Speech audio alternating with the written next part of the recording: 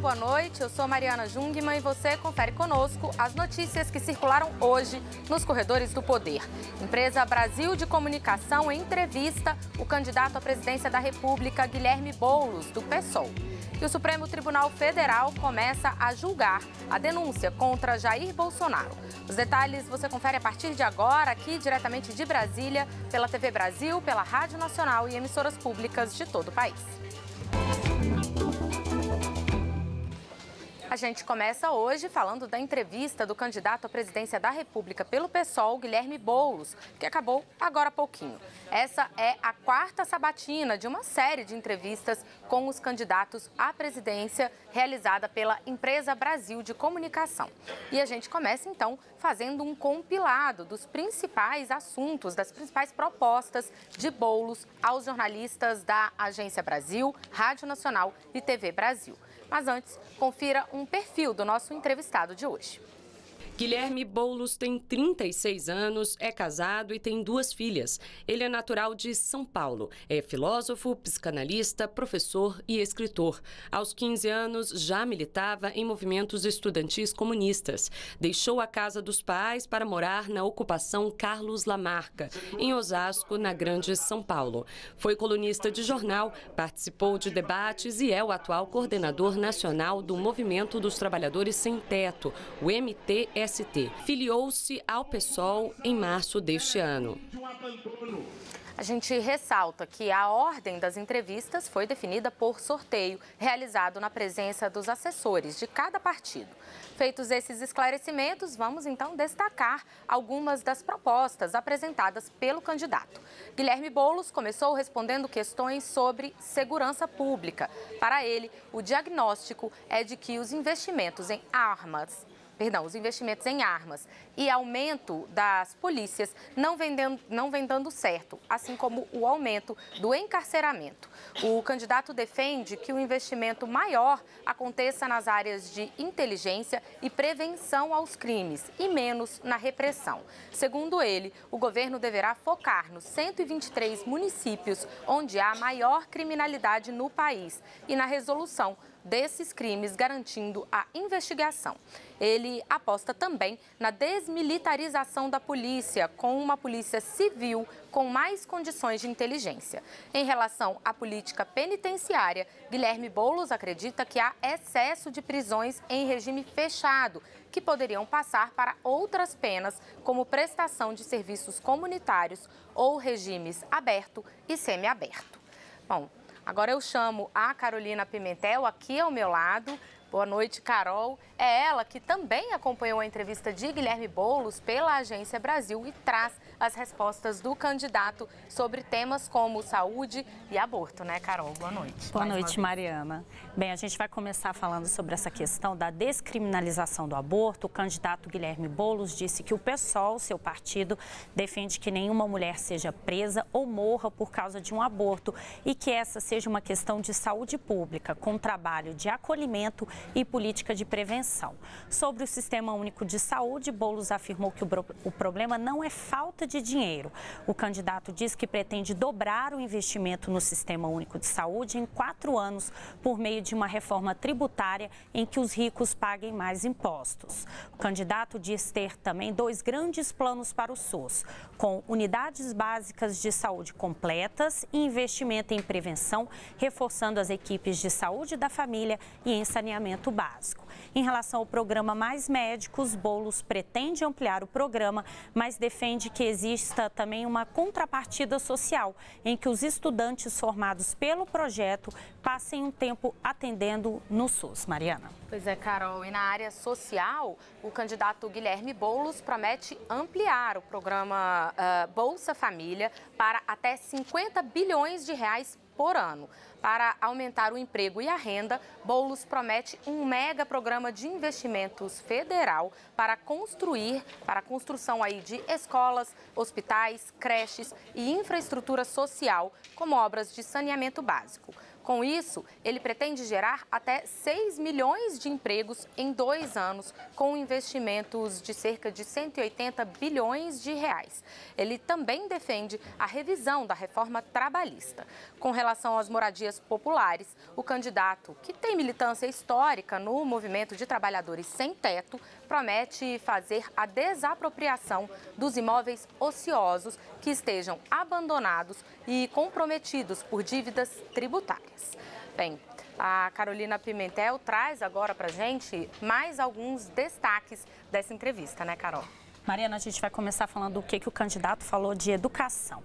Guilherme Boulos diz que pretende zerar o déficit de creches no país e federalizar o investimento para que o dinheiro chegue onde tem que chegar. Boulos também afirmou que vai criar 1 milhão de vagas nas universidades públicas, que vão custar 50 bilhões de reais ao ano. Segundo ele, apenas a tributação de lucros e dividendos vai arrecadar 60 bilhões de reais ao ano. Ao falar sobre corte de privilégios, ele criticou o governo pelo possível corte de bolsas de pesquisa da CAPES e também o judiciário por ter autorizado o aumento de seus salários. Ainda sobre educação, Boulos diz que pretende investir no ensino fundamental e médio, criar um plano de cargos e salários, oferecer acesso à internet com Wi-Fi. Guilherme Boulos defendeu a aplicação de alíquota de 35% do imposto de renda para os mais ricos e aumentar a isenção de quem ganha de 3 a 5 salários mínimos. Ainda sobre pagamento de imposto, o candidato disse que a classe média não será atingida por já pagar muito imposto. Sobre o salário mínimo, o candidato Guilherme Boulos disse que a meta é chegar ao valor de R$ 3.800, mas que isso não vai ser atingido em 2019, e sim por meio de uma política de valorização do salário mínimo com reajustes maiores. Em relação ao agronegócio, o candidato disse que não vai acabar com o agronegócio, mas que não quer que o Brasil vire uma fazenda da China. Boulos defendeu que o motor da economia no campo é a agricultura familiar, que gera mais de 70% de empregos no campo, segundo ele.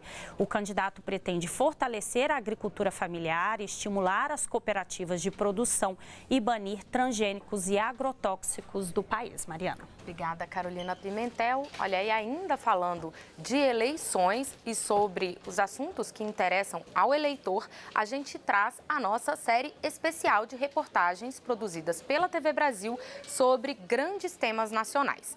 Hoje vamos saber mais sobre os desafios dos próximos governantes em relação à segurança pública. A reportagem é de Maurício de Almeida.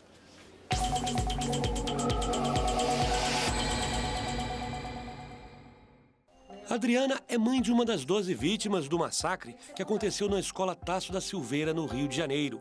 Um ex-aluno entrou armado no colégio e abriu fogo contra os estudantes. Somos todas iguais, chorando e lutando, né? Buscando força uma na outra, servimos de muleta uma para a outra, para dar continuidade à vida. Histórias como essas, infelizmente, fazem parte da rotina de várias famílias brasileiras. No ano passado, foram registrados quase 64 mil homicídios no país, o maior número da história. Foram 175 assassinatos por dia, 7 vítimas a cada hora. As informações fazem parte do Anuário de Segurança Pública, que reúne dados das polícias de todos os estados. De acordo com o documento, as mortes violentas aumentaram quase 3% em 2017, em comparação com o ano anterior. O Rio Grande do Norte foi o estado que registrou a maior taxa, 68 mortes violentas por 100 mil habitantes, seguido por Acre e Ceará. As menores taxas foram observadas em São Paulo, em Santa Catarina e no Distrito Federal. Para o diretor-presidente do Fórum Brasileiro de Segurança Pública, uma das causas do avanço da violência são as disputas entre facções criminosas pelo controle do tráfico de drogas e de armas. Da mesma forma que o combate à corrupção mostrou que quando você vai atrás do dinheiro, você descobre quem são as lideranças da corrupção, a gente precisa ir atrás do dinheiro e muitas vezes a gente vai descobrir que os reais líderes das facções talvez não estejam presos e precisem estar. Dados oficiais também revelam que no ano passado as polícias apreenderam quase 120 mil armas. A lei estabelece que esse material deve ser destruído. O problema é que não dá para saber se isso de fato acontece, já que 95% dessas armas não são registradas. Mais do que nunca, a gente precisa de um protagonismo da União em relação ao controle de armas para garantir que essas armas não voltem para o crime. A gente mostra. É como se um mês do trabalho das polícias fosse perdido todo ano por conta dessas armas que elas voltam para o crime, do que a gente sabe. Mas se 95% não entra no sistema, possivelmente esse número é ainda maior. Para esse especialista, o combate à violência deve reunir inteligência policial e investimento em políticas públicas, principalmente na área de educação. É inimaginável achar que nós vamos resolver o problema da criminalidade botando uma patrulhinha, uma viatura na rua, quando nós temos milhares de garotos que não têm acesso a uma boa educação, garotos que já vieram de uma família muitas vezes desestruturada, com violência familiar, violência comunitária, sem acesso à boa educação, depois sem acesso ao mercado de trabalho. Essas crianças sem oportunidades, o que serão delas? Elas serão presas fácil do crime organizado e desorganizado. Bem, e no próximo bloco a gente traz mais notícias dos corredores do poder para você. Daqui a pouquinho a gente já volta. Olá, eu sou Mariana Jungmann e você confere conosco as notícias que circularam hoje nos corredores do poder. A gente começa esse segundo bloco indo até o Supremo Tribunal Federal falar com o repórter Daniel Ito, que acompanhou uma série de julgamentos hoje envolvendo parlamentares, entre eles o candidato à presidência da República, Jair Bolsonaro. Boa noite, Daniel. Tivemos decisões nas turmas aí no Supremo hoje? Boa noite, Mariana. Boa noite a todos que nos assistem. Olha, Mari, nós não tivemos uma decisão. A questão da denúncia contra o deputado Jair Messias Bolsonaro vai ficar apenas para a semana que vem. Aqui na primeira turma do Supremo, são 5 ministros que fazem o julgamento. Precisa, portanto, de 3 votos para conquistar maioria. E o placar estava empatado em 2-2, quando o ministro Alexandre de Moraes pediu vista do processo e, portanto, irá votar apenas na semana que vem. Essa denúncia contra o deputado Jair Bolsonaro é da Procuradoria-Geral da República, referente a um discurso que o deputado realizou em abril do ano passado no Clube Hebraica do Rio de São Paulo, aliás, e a PGR entende que o deputado cometeu crime de racismo, xenofobia e preconceito contra índios, negros, quilombolas, mulheres e pessoas LGBT. A defesa do deputado afirmou que o que está em julgamento não são os crimes de racismo e preconceito, mas sim o alcance da liberdade de expressão prevista na Constituição Federal. O primeiro-ministro a votar foi o relator Marco Aurélio Mello. Ele entendeu que não houve intenção manifestada de preconceito e racismo no discurso do deputado Bolsonaro, já que ele não manifestou intenção de eliminar grupos sociais e étnicos e raciais. Além disso, para o relator, o discurso foi proferido num contexto em que cabe a aplicação da imunidade parlamentar a que o deputado tem direito, prevista na Constituição Federal. A divergência foi aberta pelo ministro Luiz Roberto Barroso. Ele entendeu que houve sim conduta passível de julgamento criminal em relação a manifestações especificamente contra quilombolas e contra a comunidade LGBT e votou pela aceitação da denúncia. Como eu falei, o placar estava 2-2, foi feito o pedido de vista. Apenas na semana que vem saberemos o teor do voto do ministro Alexandre de Moraes, que é o presidente da turma, para saber se o deputado Jair Bolsonaro será ou não réu no Supremo por essa ação. Tivemos também, Mariana, uma votação na segunda turma envolvendo o senador José Serra. A PGR queria que a ação dele fosse remetida para a Justiça Federal relacionada ao suposto Caixa 2 no Rodoanel Sul, na época em que Serra era governador de São Paulo. No entanto, a segunda turma entendeu que ele deve ser julgado pelo Tribunal Eleitoral de São Paulo, pois nesse caso, segundo a segunda turma, cabem as novas regras de restrição ao foro privilegiado. Essas são as informações aqui do Supremo. Com você, Mari.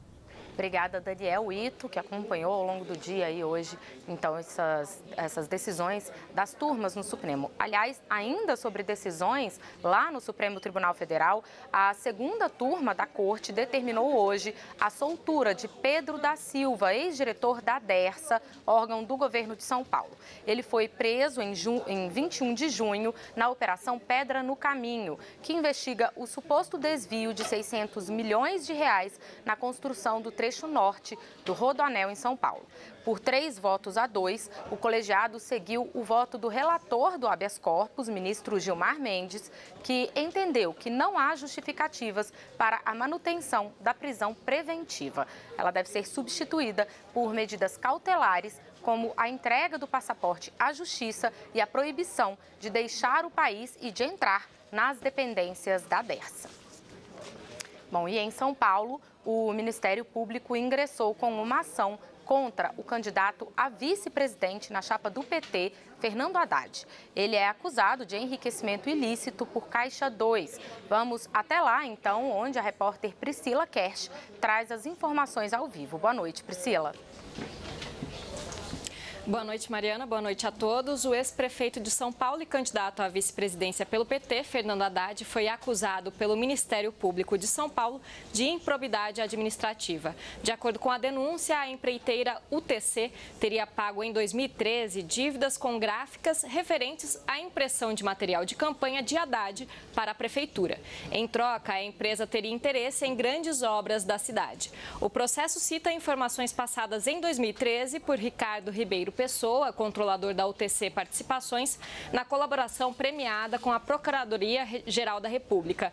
O MP pede condenação de todos os acusados, ressarcimento integral do dano, perda de função pública, suspensão dos direitos políticos de 3 a 5 anos e impedimento de fazer contratos com o poder público por 3 anos.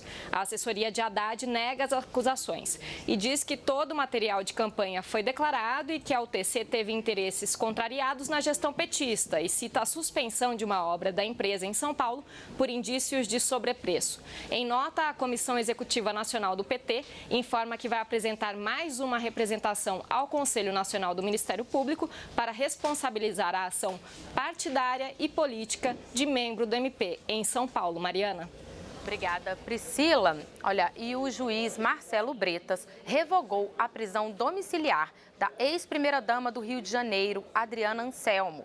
Agora, ela pode sair de casa durante o dia com tornozeleira eletrônica. Vamos saber os detalhes dessa decisão na nossa redação no Rio de Janeiro, com a repórter Flávia Grossi. Boa noite, Flávia.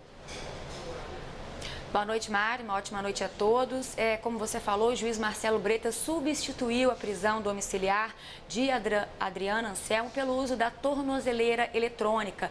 Ela agora vai poder deixar a casa durante o dia para poder trabalhar, mas ela deve se recolher entre 8 horas da noite e 6 horas da manhã. E também deve se recolher durante os feriados e durante os finais de semana. O uso da internet e o uso do celular, que estavam proibidos, a partir de agora já estão liberados. Essa decisão, Mari, foi um pedido da defesa da ex-primeira-dama do Rio, que teve a concordância do Ministério Público Federal. A gente lembra que a Adriana Anselmo foi presa preventivamente em 2016. No ano passado, ela conseguiu passar para o regime de prisão domiciliar, alegando aí ter filhos menores de idade. As penas de Adriana Anselmo somadas são de 18 anos e 3 meses de prisão. Ela responde pelos crimes de lavagem de dinheiro e participação em organização criminosa. Mariana.